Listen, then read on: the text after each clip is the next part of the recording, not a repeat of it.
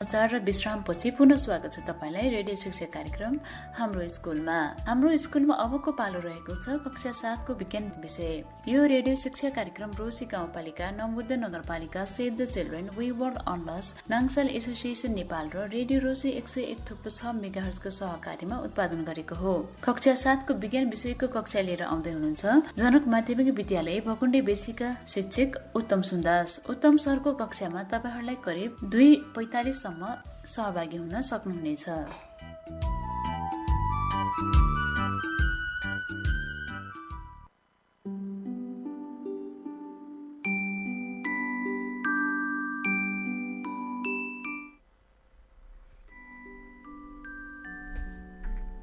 नमस्कार अनि हार्दिक स्वागत गर्न चाहन्छु तपाईं सम्पूर्ण विद्यार्थी भाइ बहिनीहरूलाई, त्यसैगरी सम्पूर्ण जिज्ञासु मित्रहरूलाई र रेडियो रोसी 101.6 मेगाहर्ज सुनेर बस्नुभएका सम्पूर्ण श्रोताहरूलाई म जनक माध्यमिक विद्यालयको विज्ञान शिक्षक उत्तम सुन्दासको तर्फबाट। विद्यार्थी भाइ बहिनीहरू, तपाईँ अहिले सुन्दै हुनुहुन्छ रेडियो रोसी मार्फत रेडियो कक्षा तपाईँ सुन्दै हुनुहुन्छ र मैले कक्षा 7 मा विज्ञान विषयलाई लिएर आज भने तपाईँ समक्ष उपस्थित भइसकेको छु। विद्यार्थी भाइ बहिनीहरू, तपाईहरू सम्पूर्ण विद्यार्थी भाइ बहिनीहरूले कापी कलम किताब लिएर अगाडि बसिसक्नु भएको होला भन्ने मैले विश्वास गरेको छु। तपाईहरूको प्रश्न जिज्ञासा अथवा तपाईलाई मनमा लागेका केही कुराहरू छन् भने तपाईले टिपोट गर्न सक्नुहुनेछ र त्यो टिपोट गरेका प्रश्नहरू तपाईले फोन अथवा एसएमएस मार्फत मलाई पठाउन सक्नुहुनेछ र ती जिज्ञासाहरूको समाधान मैले पक्कै पनि गर्नेछु। विद्यार्थी भाइ बहिनीहरू, अब भने अस्ति हामीले जुन सुरुवात गरेका थियौँ नाप पाठको विषयमा चर्चा गरेका थियौँ त्यो बाँकी अंश पूरा गर्नेछौँ र आज भ्याएसम्म दोस्रो पाठ अर्थात् बल पनि हामी सुरुवात गर्नेछौँ। बल र गति पाठ आज हामी भ्याएसम्म त्यसको पनि सुरुवात गर्नेछौँ। त सम्पूर्ण विद्यार्थी भाइ बहिनीहरू तम तयार अवस्थामा हुनुहुन्छ भन्ने मैले विश्वास गरेको छु। I think you all are in ready position. Let's start the topic. अब सुरुवात गरौँ बाँकी अंशबाट। चर्चा गर्न गइरहेको छु नापको विषयमा। आज हामी चर्चा गर्नेछौँ नापको विषयमा चर्चा गर्नेछौँ, त्यसैगरी क्षेत्रफलको विषयमा चर्चा गर्नेछौँ, त्यसैगरी नियमित र अनियमित वस्तुको विषयमा पनि चर्चा गर्नेछौँ, आयतनको विषयमा चर्चा गर्नेछौँ र त्यसपछि भने हामी दोस्रो पाठ बल र गतिमा प्रवेश गर्नेछौँ। त सुरुवात गरौँ समयबाट, टाइमबाट। विद्यार्थी भाइ बहिनीहरू, तपाईहरूले घडी हेरेर बताउन सक्नुहुन्छ कति समय भयो होला भनेर तपाईँले बताउन सक्नुहुनेछ। तर समय भनेको के हो, वाट इज टाइम भन्ने कुरा चाहिँ परिभाषित गर्न बुझ्नको लागि आवश्यक छ। त सुरु गरौँ समय। कुनै दुईवटा घटनाहरू बीचको अवधिलाई समय भनिन्छ। कुनै दुईवटा घटना बीचको अवधि जुन हुन्छ त्यसलाई हामी समय भन्छौँ। Time is the interval between any two events. कुनै दुईवटा इभेन्ट्स बीचको इन्टरभललाई हामी टाइम भन्छौँ। जस्तो तपाईँलाई म बताउँ, बिहान पूर्वतिरबाट सूर्य उदाउनु एउटा घटना हो। हामीलाई थाहा छ सूर्य पूर्वतिरबाट उदाउँछ, त्यो एउटा घटना भयो। त्यस्तै अर्को दिनको सूर्योदय अर्को घटना भयो। एक दिनको पहिलो दिन पूर्वबाट उदायो, त्यो एउटा घटना भयो। दोस्रो दिन पनि पूर्वबाट उदायो, मतलब त्यो चाहिँ दुईवटा घटनाहरू हुन गए। त यो दुईवटा घटना बीचको अवधि नै एक दिनको समय हो। तपाईले यसरी बुझ्नुपर्ने भयो। दिन, रात, महिना, वर्ष आदि सबै समयका एकाइहरू हुन् र हामी तपाईलाई बताउँ समयलाई चाहिँ केमा नापिन्छ होला त? समय नाप्न घडीको प्रयोग गरिन्छ, यो तपाईलाई थाहा नै होला। घडी विभिन्न प्रकारका हुन्छन्, जस्तै साधारण घडी हुन सक्छ, डिजिटल घडी हुन सक्छ, ब्रेल घडी हुन सक्छ। यिनीहरू चाहिँ घडीका प्रकारहरू हुन अन्तर्गत पर्न गए। समयको प्रामाणिक एकाइ सेकेन्ड हो। हामी समयलाई चाहिँ केमा नाप्छौँ त? सेकेन्डमा नाप्छौँ, अथवा the SI unit of time is second. समयको प्रामाणिक एकाइ भनेको चाहिँ सेकेन्ड हो। त विद्यार्थी भाइ बहिनीहरू, यो कुरा पनि तपाईँलाई बताउँ, 60 सेकेन्ड बराबर 1 मिनट हुन्छ। 1 मिनटमा 60 सेकेन्ड हुँदो रहेछ। त्यस्तै गरी 60 मिनेटको 1 घण्टा हुन्छ। 60 मिनेटको के हुँदो रहेछ 1 घण्टा हुन्छ। त्यस्तै गरी 24 घण्टाको 1 दिन हुन्छ। 24 घण्टाको 1 दिन हुन्छ। त्यसै गरी 365 दिनको 1 वर्ष हुन्छ। 365 days are in a year। 1 वर्षमा 365 दिनहरू हुन्छन्। यो त तपाईलाई समयको विषयमा मैले चर्चा गरे विद्यार्थी भाइ बहिनीहरू। अब भने म क्षेत्रफल अर्थात् एरियाको विषयमा चर्चा गर्न गइरहेको छु। समतल वस्तुले ओगट्ने ठाउँलाई त्यसको क्षेत्रफल भनिन्छ। समतल वस्तुले ओगट्ने ठाउँलाई त्यसको क्षेत्रफल भनिन्छ। क्षेत्रफलको नाप वर्ग मिटर अथवा मिटर स्क्वायर अथवा सेन्टिमिटर स्क्वायर सेन्टिमिटर एकाइमा नापिन्छ।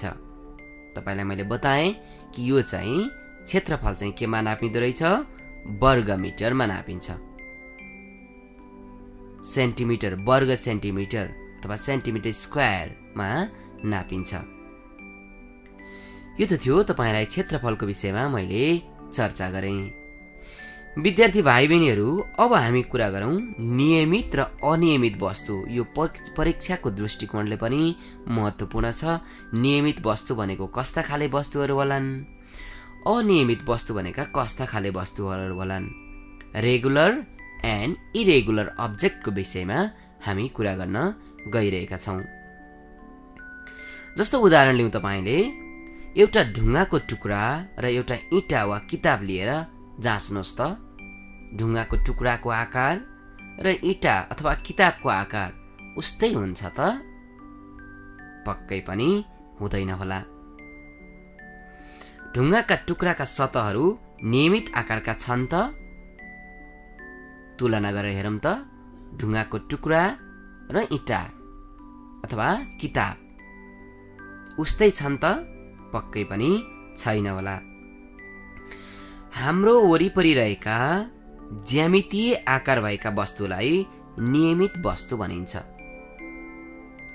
नियमित वस्तु हुनको लागि त्यसको ज्यामितीय आकार हुनु पर्यो। They should have fixed geometrical shape. They are called regular objects. बुझ्नुभयो त? रेगुलर अब्जेक्ट अर्थात् नियमित वस्तु हुनको लागि त्यसको निश्चित ज्यामितीय आकार हुनु पर्यो। बुझ्नुभयो?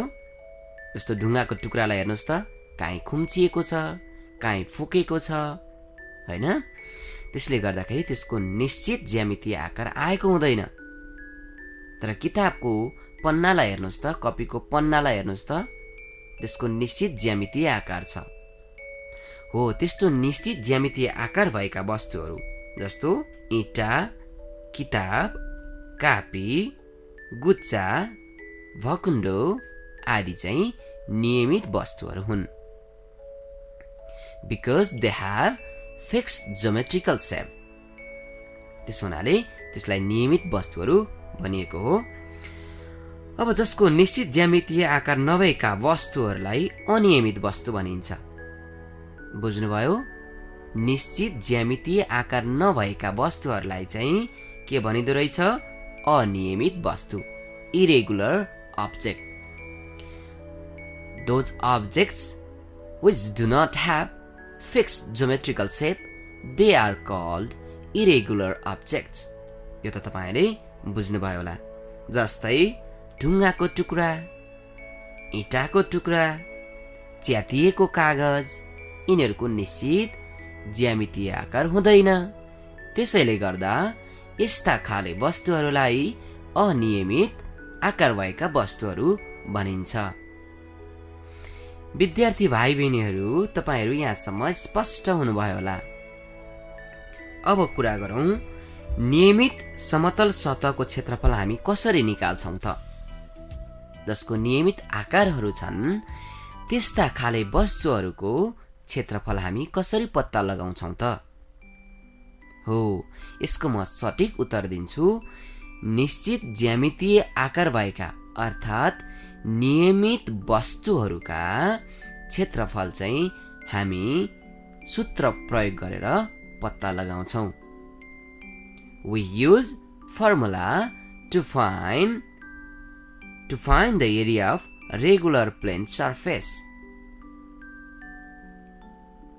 हामी सूत्र प्रयोग गर्ने रहेछौं।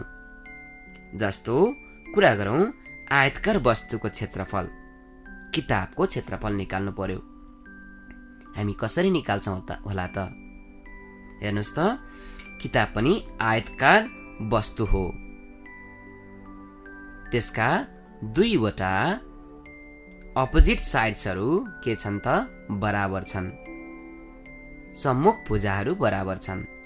त त्यसले गर्दा त्यस्तो खाले वस्तुको क्षेत्रफल हामी सूत्र प्रयोग गर्छौं। त्यसको सूत्र हुन्छ एरिया ए बराबर लम्बाई into चौडाई।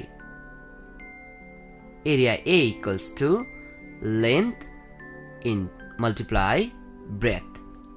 When we multiply length with breadth, then we get the area of a rectangle. कुरा बुझ्नुभयो होला है? त हामीले किताबको पन्नाको क्षेत्रफल अथवा कपीको पन्नाको क्षेत्रफल अथवा आयतकार वस्तुको क्षेत्रफल निकाल्दाखेरि लम्बाई गुणान चौडाई गर्ने रहेछौं। त्यस्तै गरी वर्गाकार वस्तुको क्षेत्रफल निकाल्नु पर्दा हामीले भुजाको स्क्वायर अथवा एल स्क्वायर गर्छौं। वर्गाकार वस्तु भन्नाले चारैवटा भुजाहरू बराबर भएका वस्तुहरू भन्ने हामी बुझ्छौं। जस्तो हामी वर्गाकार वस्तुको मैले उदाहरण दिन्छु तपाईलाई। पाउरोटीको ब्रेड हेर्नुस् त, पाउरोटी हेर्नुस् त, त्यसको सबै भुजाहरू के छन् त? बराबर छन्। हो त्यस्तो खाले वस्तुको क्षेत्रफल निकाल्नु पर्यो भने हामी एल स्क्वायर अथवा लम्बाइको स्क्वायर गर्ने रहेछौं। त्यस्तै गरी गोलाकार वस्तुको क्षेत्रफल निकाल्नु पर्यो भने हामी पाई आर स्क्वायर गर्छौं। गोलाकार वस्तुको क्षेत्रफल निकाल्नु पर्यो भने पाई आर स्क्वायर। जस्तो भकुण्डोको क्षेत्रफल निकाल्नु पर्यो भने हामी पाई आर स्क्वायर गर्छौं। जहाँ चाहिँ तपाईलाई म बताउँछु पाई बराबर 22/7। पाईको मान हुँदो रहेछ 22/7 र जहाँ मैले यहाँ आर भन्ने शब्द प्रयोग गरेको छु त्यो रेडियस हो। त्यसलाई हामी अर्धव्यास भन्छौं। सेन्टरदेखिको वृत्तको छेउसम्मको भाग हो। केन्द्रदेखिको वृत्तको छेउसम्मको भाग नै अर्धव्यास हो।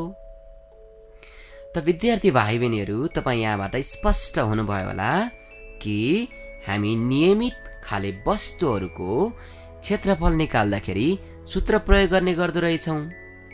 We use the formula to find the area of regular objects.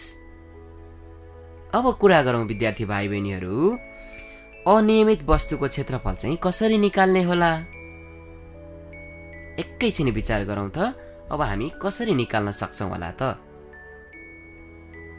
पक्कै पनि अब हामी अनियमित वस्तुको क्षेत्रफल चाहिँ हामी ग्राफ पेपरको सहायताबाट निकाल्छौं।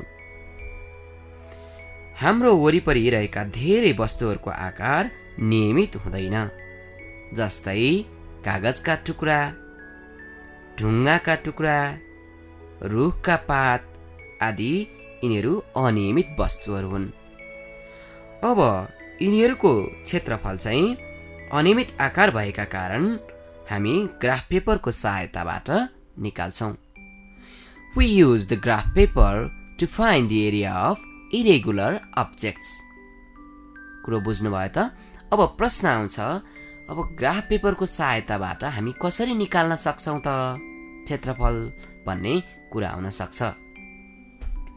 विद्यार्थी भाइ बहिनीहरू, यस्ता खाले वस्तुलाई हामी ग्राफ पेपरमा राख्छौं र ग्राफ पेपरमा राखिसकेपछि हामी ग्राफ पेपरको कोठाहरू गन्छौं। कोठाहरू गन्दा पूरा कोठा र आधा वा आधा भन्दा ठूला सबै कोठाहरू गन्नुपर्छ। हामीले जब त्यो इरेगुलर अनियमित वस्तुलाई ग्राफ पेपरमा राख्छौँ, त्यो ग्राफ पेपरमा राखिसकेपछि हामीले ग्राफ पेपरको कोठाहरू गन्नुपर्छ।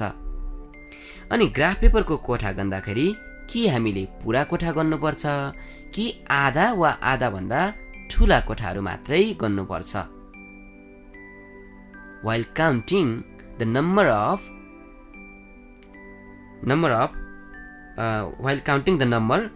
जब हामी त्यो गन्दाखेरि चाहिँ त्यो कोठाहरू गन्दाखेरि चाहिँ त्यो बक्सहरू गन्दाखेरि चाहिँ counting the box we count if it is full, यदि यो पुरा छ भने हामी त्यसलाई गन्छौँ, or if it is more than half, यदि त्यो आधा वा आधा भन्दा बढी छ भने त्यसलाई हामी गन्छौँ। र यसरी गनेका कोठाहरूको संख्या नै त्यसको क्षेत्रफल हुन आउँछ। यहाँसम्म तपाईँ स्पष्ट हुनुभयो होला। अब भने हामी आयतनको विषयमा, भोल्युमको विषयमा चर्चा गर्न गइरहेका छौँ। विद्यार्थी भाइ बहिनीहरू, आयतन भनेको के होला त? एकैछिन विचार गर्नुहोस् त। What is volume? अब म तपाईलाई यसको परिभाषा दिन गइरहेको छु। आयतन भनेको के हो त? वस्तुले ओगटेको ठाउँलाई त्यस वस्तुको आयतन भनिन्छ। The space occupied by an object is called its volume. वस्तुले ओगटेको ठाउँलाई त्यस वस्तुको आयतन भनिन्छ। र आयतनलाई घनमिटर एकाइमा नापिन्छ। It is measured in meter cube. तरल पदार्थको आयतन लिटरबाट पनि नापिन्छ। र यहाँ बुझ्नुपर्ने हुन्छ तपाईले, 1 घनमिटर बराबर 1000 लिटर हुन्छ। बुझ्नुभयो? 1 घनमिटर बराबर 1000 लिटर हुन्छ। 1 metre cube is equals to 1000 litre. यहाँसम्म तपाईले बुझ्नुभयो होला। यहाँसम्म तपाईलाई मैले स्पष्ट पारिदिएँ कि वस्तुले ओगटेको ठाउँलाई त्यस वस्तुको आयतन बनिँदो रहेछ। यसलाई घनमिटर एकाइमा नापिँदो रहेछ। यहाँसम्म तपाईले स्पष्ट हुनुभयो होला। अब भने विद्यार्थी भाइ बहिनीहरू, म तपाईलाई बताउन गइरहेको छु नियमित ठोस वस्तुहरूको आयतन हामी कसरी नाप्छौं त? आयतकार वस्तुको आयतन निकाल्दा to find the volume of rectangle, आयतन भोल्युम निकाल्दाखेरि we use the formula, हामी सूत्र प्रयोग गर्छौं। कुन सूत्र प्रयोग गर्छौं त? आयतन V बराबर लम्बाई गुणन चौडाई गुणन उचाइ। Volume B equals to length multiply breadth multiply height गर्छौं हामी। यहाँसम्म तपाईले बुझ्नुभयो होला। त्यस्तै गोलाको आयतन निकाल्नु पर्यो, भोल्युम अफ स्फियर, गोलाको आयतन निकाल्नु पर्यो भने यस्तो गुच्चा वा बल जस्तो वस्तुलाई गोला भनिन्छ। गोलाको आयतन निकाल्दा हामी सूत्र प्रयोग गर्छौं 4/3 पाई मल्टिप्लाई r क्यूब। फेरि एकपटक सुन्नुस् त। गोलाको आयतन volume of sphere equals to 4/3 pi multiply r cube. अब यसको मतलब म बुझाउँछु तपाईलाई। 4/3 यो त कन्स्ट्यान्ट नम्बर बुझिहाल्नु भयो। पाई को मान हुन्छ 22/7 र r भनेको त्यो गोलाको अर्धव्यास भयो। r भनेको अर्धव्यास। यहाँसम्म तपाई स्पष्ट हुनुभयो होला। अब मेजरिङ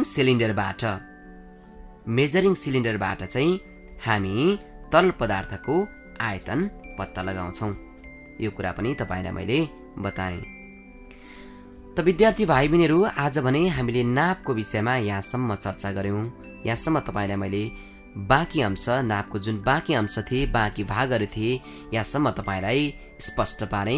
कुनै पनि जिज्ञासा वा कुनै पनि प्रश्न छ भने तपाईँले फोन मार्फत तपाईँले सोध्न सक्नुहुनेछ नाप पाठ अन्तर्गत। तर आज भने अब हामी नयाँ पाठ बल र गति, फोर्स एन्ड मोसनको विषयमा चर्चा गर्न गइरहेका छौँ। Today we are also going to learn something about force and motion. बल र गतिको विषयमा चर्चा गर्न गइरहेका छौँ। अब चर्चा गरौँ, कुरा गरौँ एउटा रोकिएको अवस्थामा रहेको बल, भकुण्डो। त्यो भकुण्डोलाई जब तपाईँले लात्ताले हान्नुहुन्छ त्यो भकुण्डो गुड्छ अथवा त्यो भकुण्डो माथिसम्म जान्छ र केही समय पश्चात त्यो भकुण्डो ग्राउन्डमा आइसकेपछि फेरि पनि रोकिन्छ। एकैछिन विचार गरौँ है त। त्यो भकुण्डो जब चलिरहेको अवस्थामा थिएन, रोकिएको अवस्थामा थियो, तपाईले लात्ताले हान्नासाथ, खुट्टाले हान्नासाथ त्यो भकुण्डो गतिमा गयो, गुडेर गयो र एकैछिन पश्चात रोकियो। केले गर्दा भएको होला? फेरि एकैछिन विचार गरौँ। हाम्रो घरको झ्याल अथवा ढोकालाई जब तपाईले ढोकालाई ठेल्नुहुन्छ तब ढोका खुल्छ र जब तपाईले ढोकालाई तान्नुहुन्छ ढोका बन्द हुन्छ। त्यो पनि केले गर्दा भएको होला त? विचार गरौँ त। पक्कै पनि त्यो बलले गर्दाखेरि चल्न गएको हो। अब तपाईलाई म यसको परिभाषा गराउँछु है त। सानो कक्षामा अझ 7 भन्दा अझ सानो कक्षामा तपाईले बुझ्नुपर्छ, तान्नु वा धकेल्नुलाई बल भनिन्छ। पुश और पुल इज कल्ड फोर्स भनेर तपाईले पढ्नुपर्छ। 4-5 कक्षातिर तपाईले त्यसरी पनि बुझ्नुपर्ने हुन्छ। कुनै पनि वस्तुलाई तान्नु वा गचेड्नु त्यो के हो त? बल हो भनेर पढ्नुपर्ने हुन्छ। पुश और पुल इज कल्ड फोर्स। म अब भने तपाईलाई अलिकति एडभान्स, योभन्दा अलिकति विस्तृत रूपमा यसको परिभाषा बताउन गइरहेको छु ताकि तपाईको ठूलो कक्षामा पनि तपाईलाई अझ बढी सहयोग हुन्छ। सुन्नुहोस् है त यसको परिभाषा। स्थिर अवस्थामा रहेको वस्तुलाई चालमा, याद गर्नुभयो? स्थिर अवस्थामा रहेको वस्तुलाई चालमा। भकुण्डो स्थिर अवस्थामा छ, लात्ताले हान्नुहोस् चाल अवस्थामा जान्छ, गुड्छ। स्थिर अवस्थामा रहेको वस्तुलाई चालमा र चालमा रहेको वस्तुलाई स्थिर अवस्थामा ल्याउने। भकुण्डो गुडिरहेको छ, जब तपाईँ खुट्टा राख्नुहुन्छ भकुण्डोमा, भकुण्डो रोकिन्छ। त स्थिर अवस्थामा रहेको वस्तुलाई चालमा र चालमा रहेको वस्तुलाई स्थिर अवस्थामा ल्याउने वा, यहाँ एउटा शब्द छ वा, ल्याउन आवश्यक प्रयासको भौतिक परिमाणलाई बल भनिन्छ। फेरि यसलाई दोहोऱ्याएँ, तपाईले लेखिरहनु भएको छ भने सजिलै लेख्न सक्नुहुनेछ। स्थिर अवस्थामा रहेको वस्तुलाई चालमा र चालमा रहेको वस्तुलाई स्थिर अवस्थामा ल्याउने वा ल्याउन आवश्यक प्रयासको भौतिक परिमाणलाई बल भनिन्छ। हेर्नुहोस् त, अब म यसलाई अंग्रेजीमा परिभाषित गरिदिन्छु। Force is an external agent. लेख्नुभयो? Force is an external agent which changes or tends to change the state or position of a body. बुझ्नुभयो? Force is an external agent which changes or tends to change the state or position of a body. कुनै एउटा वस्तु स्थिर अवस्थामा छ भकुण्डो अथवा बल स्थिर अवस्थामा छ, जब तपाईँले त्यसलाई बल प्रयोग गर्नुहुन्छ त्यो भकुण्डो चाहिँ गुड्दै गुड्दै चाल अवस्थामा जान्छ। जब भकुण्डो चाल अवस्थामा छ फेरि तपाईँले बल प्रयोग गर्नुहुन्छ र त्यो स्थिर अवस्थामा रोकिन्छ। त रोकिएको वस्तुलाई चलाउने वा चलेको वस्तुलाई रोक्न प्रयोग गर्ने भौतिक परिमाणलाई नै हामी के भन्दो रहेछौँ त? बल भन्दो रहेछौँ। अब यहाँ प्रश्न आउँछ, यो अलिकति विचार गर्नुपर्ने प्रश्न छ। सबै रोकिएको वस्तुलाई एउटै बल प्रयोग गरेर हामी चाल अवस्थामा लान सक्दैनौँ। हेर्नुहोस् त, बलको कुरा गरेँ मैले। बललाई तपाईँले लात्ताले हानेर चाल अवस्थामा लान सक्नुहुन्छ। अब उदाहरण लिउँ तपाईँलाई, घरको भित्ता पनि त रोकिएको अवस्थामा छ, स्थिर अवस्थामा छ। त्यसलाई तपाईँले लात्ताले हानेर चाल अवस्थामा पक्कै पनि लान सक्नुहुन्न, हो कि होइन? तपाईँले धकेल्न सक्नुहुन्छ, तर धकेल्दा पनि त्यो चाल अवस्थामा नजान सक्छ। तर जुन तपाईँले लगाउनु भयो भौतिक परिमाण, त्यसलाई ठेल्नको लागि प्रयोग गर्नुभयो, त्यो पनि बल हो। चाल अवस्थामा जानै पर्छ भन्ने छैन, लैजान खोज्ने चेष्टा पनि बल हो। बुझ्नुभयो? अर्को उदाहरण दिन्छु। एउटा गाडी ओह्रालाबाट आफै गुडेर आइरहेको छ। ओह्रालोमा गाडी आफै गुडेर आइरहेको छ। त्यो गुडिरहेको गाडीलाई तपाईँले बल प्रयोग गरेर रोक्न सक्नु भएन। अब के त्यसलाई बल नभन्ने त? पक्कै पनि विद्यार्थी भाइ बहिनीहरू, त्यस्तो अवस्थामा आएको छ भने पनि तपाईँले जुन त्यसलाई रोक्ने प्रयास गर्नुभयो, चेष्टा गर्नुभयो, त्यो पनि बल हो। अब भने तपाईँ स्पष्ट हुनुभयो होला। स्थिर अवस्थामा रहेको वस्तुलाई चाल अवस्थामा वा चाल अवस्थामा भएको वस्तुलाई स्थिर अवस्थामा लैजाने वा लैजान खोज्ने चेष्टा, प्रयास पनि बल हो। र बलको एसआई एकाइ न्युटन हो। बललाई हामी न्युटनमा नाप्छौँ। यहाँसम्म तपाईँ पक्कै पनि स्पष्ट हुनुभयो होला। अब कुरा गरौँ विद्यार्थी भाइ बहिनीहरू, बलका प्रकारहरूको विषयमा कुरा गरौँ है त। कुरा गरौँ, बल त धेरै प्रकारका हुन्छन्। बलका मुख्य प्रकारहरू चाहिँ म तपाईँलाई बताउँछु है त। कुरा गरौँ प्रकारमा, केन्द्राभिमुखी बल। अब अङ्ग्रेजी माध्यम पढ्ने विद्यार्थीहरूलाई अनौठो लाग्न सक्छ। केन्द्राभिमुखी बल भनेको के हो भन्ने लाग्न सक्छ। सेन्ट्रिपिटल बल, centripetal force, CENTRIPETAL, centripetal force. पहिला म आज तपाईँलाई प्रकार मात्रै बताउने छु। केन्द्राभिमुखी बल अथवा सेन्ट्रिपिटल फोर्स। त्यसै गरी दोस्रोमा गुरुत्वाकर्षण बल, गुरुत्वाकर्षण बल, ग्राभिटेशनल फोर्स। त्यसै गरी अर्को पनि म बताउन गएको छु, नम्बर 3 चुम्बकीय बल, म्याग्नेटिक फोर्स। र अर्को छ स्थिर विद्युतीय बल, इलेक्ट्रोस्ट्याटिक फोर्स। र अर्को छ 5 नम्बरमा घर्षण बल, फ्रिक्सनल फोर्स हो। हामी यी 5वटा बलको विषयमा चर्चा गर्नेछौँ।